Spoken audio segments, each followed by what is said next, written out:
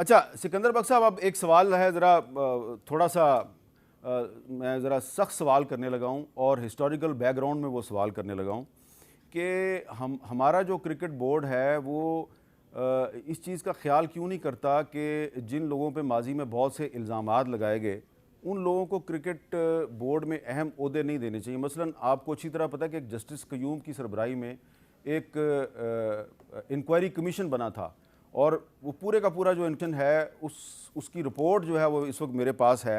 सारी रिपोर्ट तो मैं आपको सुना नहीं सकता, लेकिन चंद बातें जो उस इंक्वायरी रिपोर्ट में कही गई थी वो ये थी कि ये जो बेतहाशा पैसा आ गया है क्रिकेट में, इसने इस खेल को एक बिज़नेस बना दिया है और पाकिस्तान में मैच फिक्सिंग के इल्ज़ामात आसिफ इकबाल साहब के दौर में शुरू हुए 1979-80 और क्रिकेट बोर्ड के साबिक चीफ एग्जीक्यूटिव माजिद खान की दरख्वास्त पर जस्टिस क़य्यूम की सरबराही में अगस्त 1998 में एक कमीशन कायम किया गया और इंतखाब आलम ने इस कमीशन को बताया कि क्राइस्ट चर्च में न्यूजीलैंड के खिलाफ खेले जाने वाला जो आखिरी मैच था वो फिक्स था और एक नामालूम शख्स ने उन्हें फ़ोन करके बताया कि इंज़मामुल हक, सलीम मलिक और वसीम अकरम समेत 7 खिलाड़ी जो हैं वो ख़ुद को बेच चुके हैं।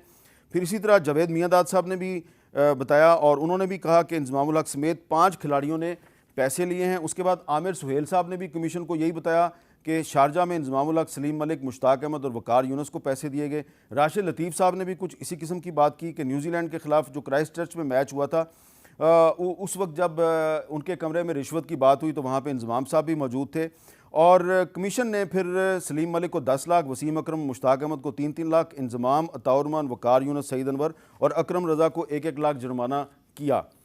और उसके बाद फिर हमारे एक बहुत मशहूर क्रिकेटर थे, पाकिस्तान के स्टार लेग स्पिनर थे अब्दुल कादिर साहब, उन्होंने कुछ अरसा पहले क्या कहा, ज़रा वो भी सुने।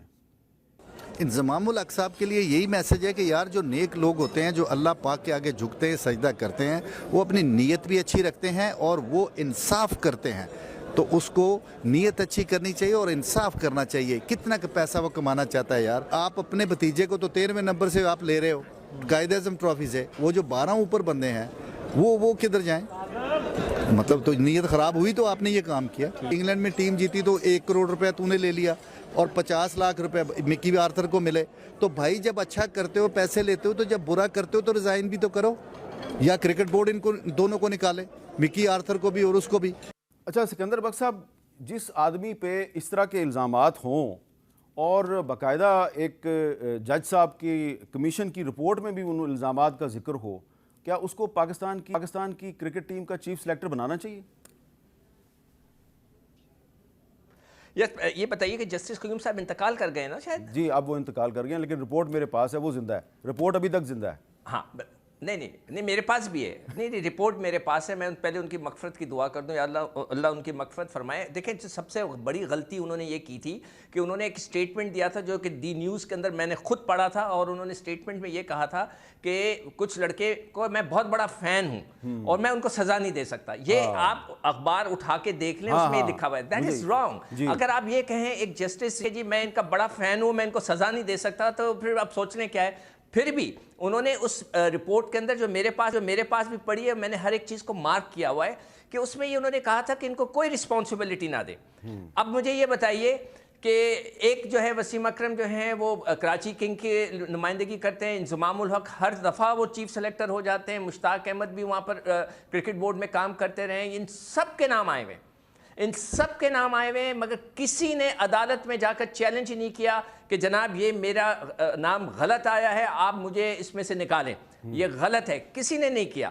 ये सबको, ये तो क्रिकेट बोर्ड की रिस्पॉन्सिबिलिटी है कि जो लड़के टेंटेड हैं, जिन्होंने मुल्क को बेचा है ना, आपने अपने आप को भी बेचा, मुल्क को भी बेच दिया और करोड़ों लोगों की जो उम्मीदें, जो करोड़ों लोग दुआएं देते हैं, वो बैठे होते हैं, उनके आपने दिल तोड़े, सब कुछ किया, फिर भी हम उनको जो है गले में हार डालते हैं, उनको अपने साथ बिठाते हैं, बड़े बड़े वो इश्तिहार करते हैं। वो सबसे बड़े हीरो वही हैं। हमारे मुल्क का अलमिया ये है कि जो सबसे बड़ा जो बंदा प्रूफ चोर होता है, जेल हो चुकी होती है, वो भी हमारा हीरो होता है। लोग कहते हैं जी इसको वापस लो टीम के अंदर। भाई किस बात पे लो?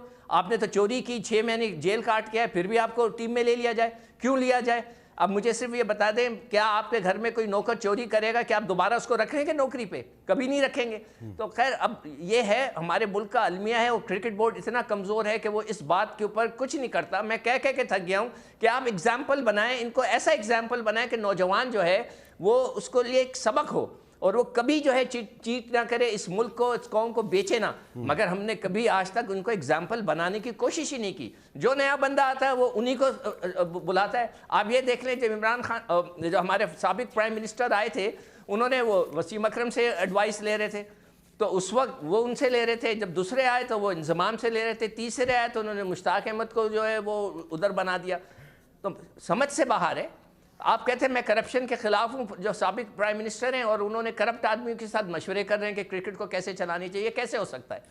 हमारा तो अलमिया ये है कि जो आदमी कहता है मैं करप्शन के खिलाफ हूँ, वही करप्ट आदमी को लेकर आ जाता है। तो अब आगे बंदा क्या करे? तो इसका मतलब है फिर रज़ाक साहब सही कह रहे हैं ना कि ये जो हमारे जो कुछ सियासतदान हैं, इन्होंने जो पाकिस्तान क्रिकेट बोर्ड है उसको अपनी सियासत की आमाजगाह बनाया हुआ है, अपनी पसंद और नापसंद के लोगों को लेके आते हैं और क्रिकेट को तबाह कर दिया है। अब्दुल रज़ाक साहब, ये जो जिस वजह से अब देखें ना, जी जी आप कुछ कहना चाह रहे हैं सिकंदर साहब? देखिए, आप देखें पॉलिटिकल तरीके से आए हैं ना इस ज़का अशरफ साहब। अब मुझे कहना ही पड़ेगा कि वो पीपल्स पार्टी ने उनको पुश किया, जरदारी साहब के ख़ास आदमी हैं, वो आए, उन्होंने आके सियासी हरकत की। जिस तरह आपकी सियासत के अंदर वीडियो टेप्स और ये ऑडियो टेप्स लीक करते हैं, उन्होंने वो बाबर की जो है जो कन्वर्सेशन थी ऑन द व्हाट्सएप, वो लीक कर दी। यार ये क्या हुआ? आप किसी की प्राइवेट कन्वर्सेशन को किस तरह लीक कर सकते हैं? जो सियासी बंदा आता है फिर वो सियासी तरीके से चीज़ों को हैंडल कर रहा होता है। यहाँ पर प्रॉपर क्रिकेट का बंदा आना चाहिए। अच्छा, आपके पास वो एक कन्वर्सेशन है जो बाबर आजम के बारे में है, वो शायद आपने सुनी होगी कि अमेरिका में उन्होंने क्या किया। तो हम उस तरह की हरकत नहीं करेंगे, कोई चीज़ लीक नहीं करेंगे हम।